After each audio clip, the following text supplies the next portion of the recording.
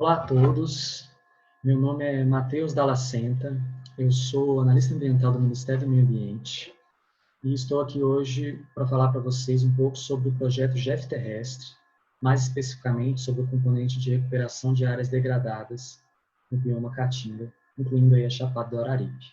Então, muito obrigado, agradeço de antemão ao CEPAM pelo convite e vou dar sequência aqui à minha apresentação.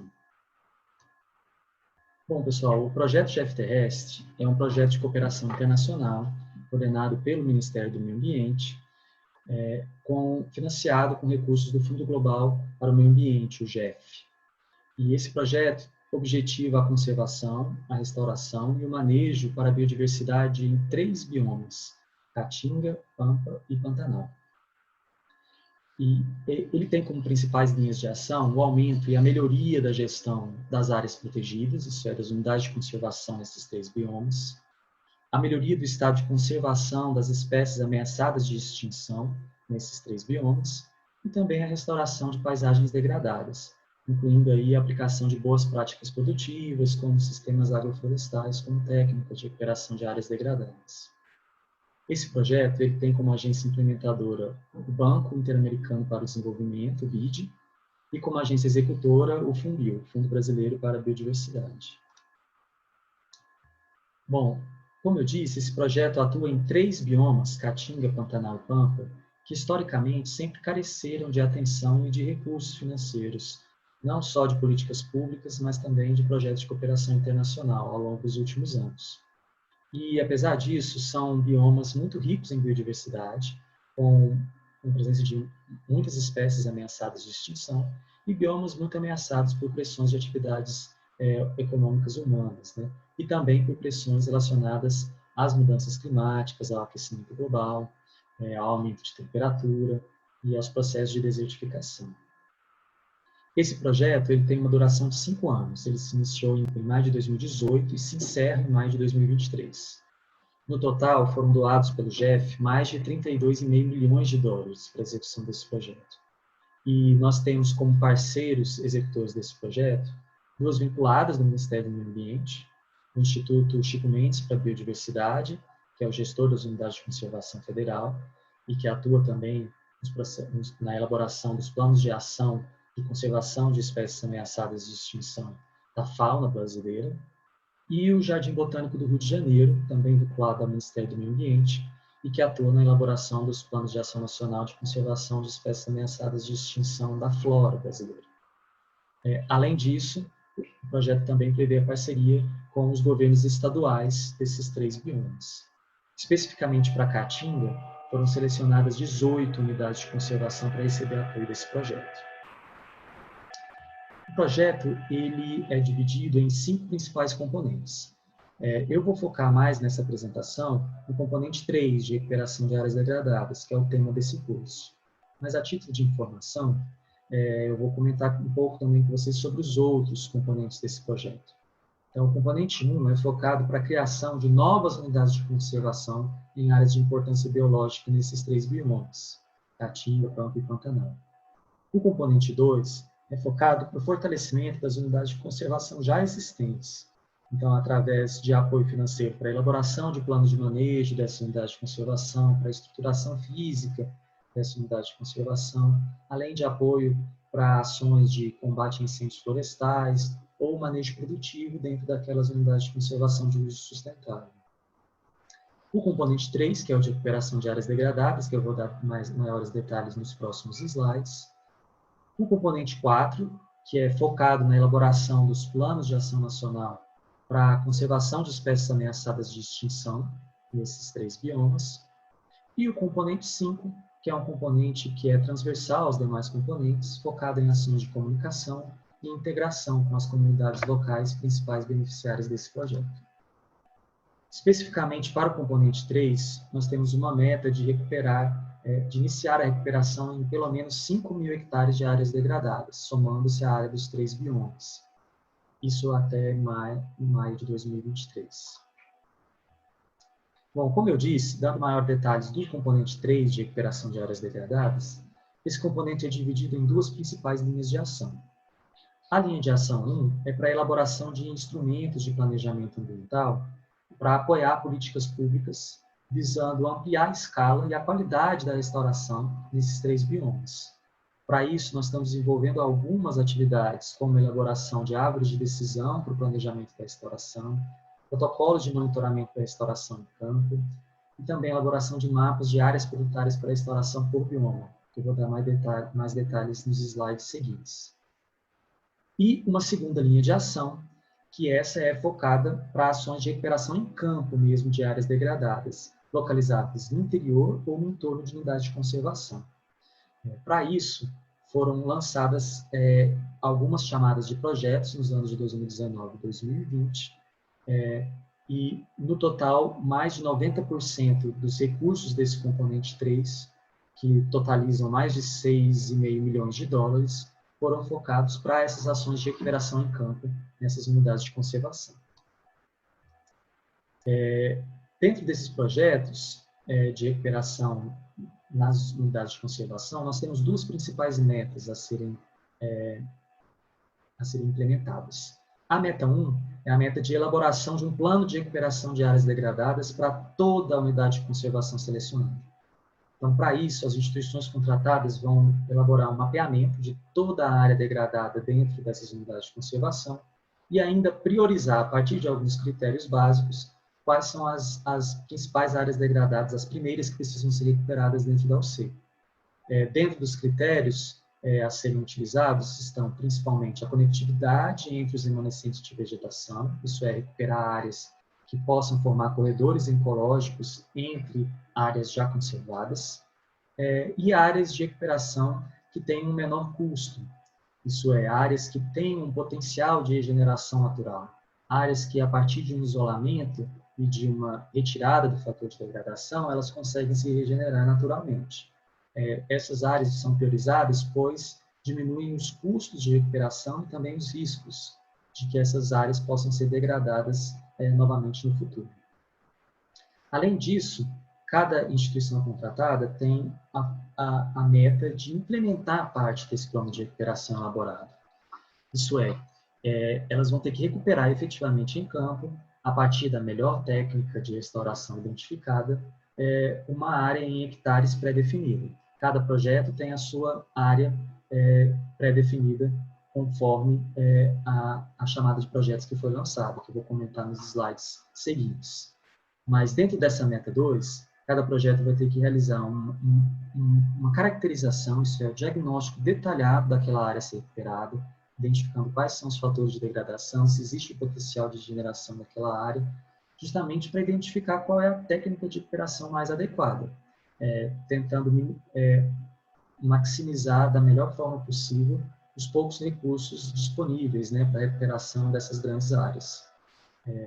Essas técnicas de recuperação também devem envolver ao máximo possível os atores locais, não só para auxiliar nos processos de recuperação, mas também para ajudar a divulgar o projeto e a importância da recuperação dessas áreas, além do que definir um custo total de recuperação por hectare, visando com que esses projetos sejam exemplos para projetos futuros a serem implementados na Caatinga.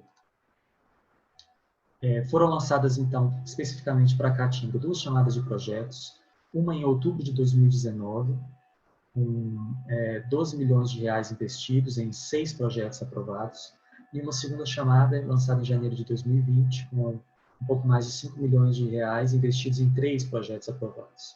Isso é, então, ao total, nós tivemos 9 projetos aprovados para a Caatinga. Foram iniciados já no ano de 2020 e que devem finalizar até maio de 2023, quando se encerra o projeto de F-Terrestre. Nesse slide, nós temos aqui a lista das unidades de conservação apoiadas e das instituições executoras de cada projeto. Então, são 9 unidades de conservação selecionadas na Caatinga, 9 projetos, selecionados na Caatinga, para 8 unidades de conservação, sendo que 2 dessas unidades de conservação se localizam na região da Chapada do Araripe, a FLONA, Araripe-Apodi, e a APA da Chapada do Araripe. Ambos os projetos são executados pelo CEPAM. E tem cada um uma meta de recuperar 50 hectares, totalizando 100 hectares a serem restaurados aí na região da Chapada do Araripe. Somando-se a meta de todos os projetos da Caatinga, nós temos mais de 900 hectares que serão restaurados na Caatinga, E além desses 9 projetos na Caatinga, nós temos mais 3 projetos no Pantanal e mais 3 projetos no Pampa, totalizando 15 projetos apoiados e que vão restaurar mais de 6.500 hectares. Né? Então, nós superamos aí a meta de 5.000 hectares estipulada lá no início do projeto para os doadores. Bom, além dessas atividades de restauração em campo, nós temos também, como eu disse anteriormente, algumas atividades em parceria com a Embrapa e o Serviço Florestal Brasileiro para auxiliar os produtores rurais na recuperação das suas áreas de preservação permanente, as APPs, e nas suas áreas de reserva legal, RLs, que são as áreas definidas pela legislação brasileira, pelo Código Florestal, que precisam ser conservadas dentro da propriedade rural e que, caso não estejam conservadas, precisam ser restauradas. Então, a partir disso, a Embrapa, em parceria com o Ministério do Meio Ambiente, desenvolveu um software chamado Web Ambiente, que é de fácil acesso para todos, né? Basta digitar aí na internet webambiente.gov.br e você vai acessar esse layout que está sendo projetado aí nesse slide. O Web Ambiente ele tem uma ferramenta de simulação onde o produtor rural, fornecendo algumas poucas informações, algumas características ambientais da sua propriedade rural, esse simulador oferece umas orientações técnicas de como o produtor rural pode e deve recuperar suas áreas de APP e reserva legal, utilizando a técnica mais adequada conforme as características ambientais da sua propriedade rural. Então, esse é o objetivo do Web Ambiente. Ele auxilia o produtor rural a ensiná-lo como restaurar suas áreas e, além disso, ele oferece alguns protocolos de monitoramento, informando para o produtor rural como ele deve monitorar essas áreas restauradas ao longo dos anos, para poder verificar se realmente ela está sendo recuperada, se ela está em processo de recuperação ou se precisa de alguma intervenção ao longo desse processo para que a restauração possa ser efetiva dentro da sua área de APP e reserva legal. São técnicas que visam não só a conservação da biodiversidade, mas também técnicas onde o produtor rural pode explorar economicamente essas áreas conforme a legislação brasileira permite, né, de acordo com o tamanho da sua propriedade rural, através da comercialização de serviços ambientais ou de produtos florestais, madeireiros ou não madeireiros, oriundos dessas áreas restauradas, principalmente nas áreas de reserva legal. Então, atualmente, essa plataforma do Web Ambiente já está disponível ao público, mas atualmente nós estamos aprimorando as informações técnicas encontradas nessa plataforma para os biomas Caatinga, Pantanal e Pampa, que são biomas que historicamente também possuem menos informações técnicas disponibilizadas. Então, a ideia é que, a partir de agora, a gente promova algumas novas pesquisas para aprimorar essas informações técnicas que estão disponibilizadas hoje nessa plataforma. Além disso, o projeto de FTS também está em parceria com o Instituto Internacional para a Sustentabilidade, o IES, que é uma instituição que, ao longo dos últimos anos, está elaborando alguns mapas de áreas prioritárias para a restauração por bioma, a partir de modelagens espaciais que envolvem imagens de satélite, numa metodologia desenvolvida por eles chamada de Programação Linear Inteira, ou PLI. Essa modelagem já foi realizada para os biomas Mata Atlântica e Amazônia e, atualmente, com o apoio do projeto GF Terrestre, está sendo realizada para os biomas Caatinga, Pampa e Pantanal, com previsão desses mapas ficarem prontos até o final deste ano de 2021. Então, basicamente, essa metodologia de programação linear inteira utiliza algumas informações de satélite para identificar quais são aquelas áreas prioritárias para a restauração. Áreas onde eu teria uma maximização da conservação da biodiversidade, isso é, áreas onde essas áreas restauradas eu estaria conservando o maior número de espécies endêmicas, características desses biomas e ameaçadas de extinção. Áreas onde restauradas eu teria uma maximização da mitigação das mudanças climáticas, isso é, áreas onde eu teria um maior sequestro de carbono e ajudaria a mitigar a elevação da temperatura e o processo de desertificação, por exemplo, dentro de áreas da Caatinga. áreas onde eu teria uma maximização da conservação de recursos hídricos, isso é, áreas onde, restaurando, eu ajudaria na conservação de rios e nascentes, e áreas onde eu teria uma minimização dos custos de oportunidade de implementação da restauração. Isso é, áreas onde eu tenho um menor custo, né, financeiro para recuperar essas áreas e, consequentemente, eu posso recuperar uma área maior. Então, aqui eu tenho um exemplo do mapa que foi elaborado já pelo IES para a Mata Atlântica. Então, aqui, na verdade, eu tenho 4 mapas. O mapa A é o mapa de áreas prioritárias para a restauração, visando apenas a conservação da biodiversidade. Por isso, aqui nesse triângulo laranja, eu estou pendendo mais para esse símbolo do sapo aqui, que representa a importância biológica, né, dessas áreas.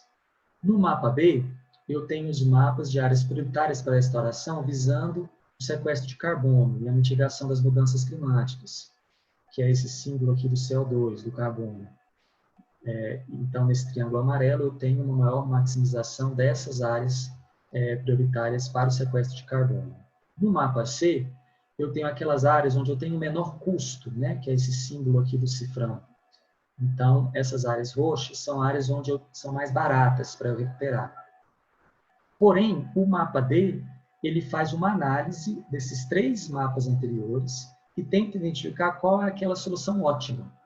Isso é, quais são as melhores áreas onde eu tenho tanto um maior benefício para a biodiversidade, quanto um maior benefício para a mitigação das mudanças climáticas, quanto também tem um menor custo. E são esses mapas aqui, essas áreas destacadas em verde.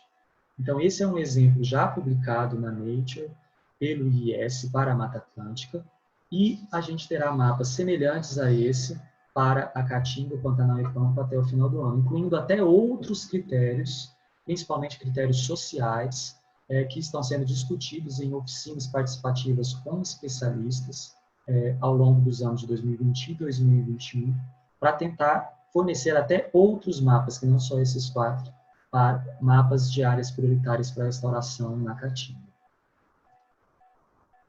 Bom, pessoal, em linhas gerais, essas são as principais ações do componente 3 do GFTRS, ligadas à recuperação de áreas degradadas. Aqui embaixo eu tenho meu contato, meu e-mail. Qualquer dúvida que vocês tiverem, podem me mandar um e-mail, que eu vou responder com o maior prazer. E aqui eu tenho um e-mail da gerência do projeto no Fundir, que também nos auxilia na execução desse projeto. Eu agradeço muito o convite, a participação, e estou à disposição aí de todos vocês para ajudar no que for possível para a restauração das áreas da Caatinga, desse bioma tão importante para o Brasil. Muito obrigado.